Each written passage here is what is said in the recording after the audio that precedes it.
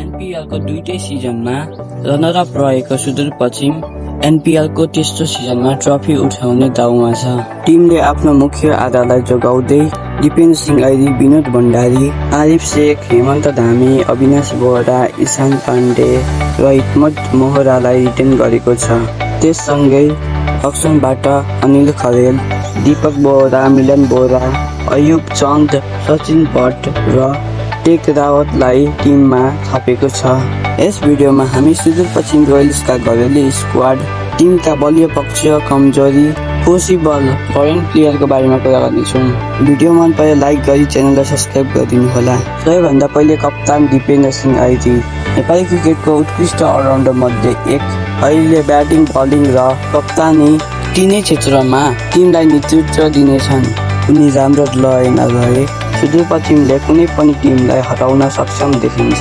यस टिमका अर्का हतियार हुन् Vinod Bhandari, experience wicketkeeper batsman रहेका उनी ओपनिङसँगै विकेट किपिङमा पनि भूमिका खेल्न सक्छन्। युवा टप अर्डरका ब्याट्सम्यान ईशान पाण्डेले टिमलाई सन्तुलन दिनेछन्।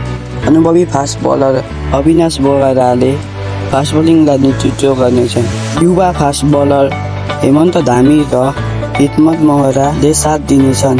अक्सरमा सुदूरपश्चिम रोयल्सले भविष्यलाई ध्यानमा राख्दै केही प्रतिभाशाली खेलाडीहरूलाई भित्राएको छ। अयुब चन्द टप अर्डरका भरपर्दा ब्याटर हुन्। युवा स्पिनर अनिल खरेल टिमको स्पिन डिपार्टमेन्ट बलियो बनाउने देखिन्छ। दीपक बोहरा, टेक रावत विकेटकिपर ब्याटरका रूपमा टिमलाई सन्तुलन दिनेछन्। त्यसैगरी अर्का अलराउन्डर हुन् मिलन बोहरा, त्यसैगरी अर्का फास्ट बलर हुन् सचिन भट्ट। समग्रमा यी खेलाडीहरूले टिमको डेथ बढाएका छन्। यदि युवा खेलाडीले आफ्नो क्षमता अनुसार प्रदर्शन गरे भने सुदूरपश्चिम रोयल्सले एनपीएल सिजन 3 को बलियो दावेदार हुन सक्छ। घरेलु स्क्वाड पुरा भइसकेको छ। सुदूरपश्चिम रोयल्सले विदेशी प्लेयर कस्तो भित्राउँछ भन्नेमा भर पर्नेछ। गुणस्तर फास्ट बलर, अलराउन्डर, एउटा विस्फोटक ब्याटर र एउटा स्पिनर भित्राउन सक्यो भने टिम मजबुत हुनेछ। कागजमा हेर्दा त सुदूरपश्चिम रोयल्सको टिम निकै सन्तुलित र अनुभवी देखिन्छ। तर क्रिकेट नामको खेल कागजमा होइन मैदानमा जितिन्छ। र सबै योजना, सबै रणनीति र सबै दाबीको वास्तविक परीक्षा मैदानमा हुनेछ। के दिपेन्द्र सिंह ऐरीको कप्तानीमा सुदूरपश्चिम रोयल्सले यसपटक इतिहास रच्दै पहिलो एनपीएल उपाधि जित्न सक्छ त? कि फेरि उपाधिको सपना अधुरै रहन्छ? यसको जवाब समयले दिन्छ। अब तपाईँको विचार के छ?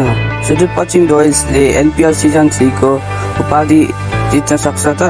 आफ्नो प्रेडिक्सन कमेन्टमा लेख्नुहोस्। भिडियो मन परे लाइक गरी च्यानललाई सब्सक्राइब गरिदिनुहोला। भेटौँला अर्को भिडियोमा।